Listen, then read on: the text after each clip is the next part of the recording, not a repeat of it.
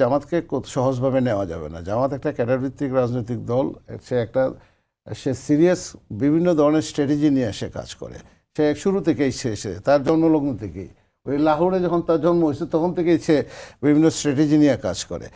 তার স্ট্র্যাটেজি ছিল যে আমি ঢুকে যাব ওইখানে, আমি প্রগ্রেসিভ বাহিরে দেখিয়ে আমি ঢুকবো ওই জায়গাটাতে, এই যে ছাত্রলীগে ঢুকবো, সময় মতো আমি সুবল যেটা দেওয়া দরকার সেটা তারা দিয়েছে। এখন বিশ্ববিদ্যালয়গুলো যে নির্বাচনগুলো যেগুলো হয়েছে সেখানে যে শিবির পাশ করেছে স্বাভাবিক, সেটারই একটা রিফ্লেকশন আপনি দেখতে পাচ্ছেন, কারণ প্রচুর সংখ্যক ছেলে মেয়ে তো সেখানে ছিল।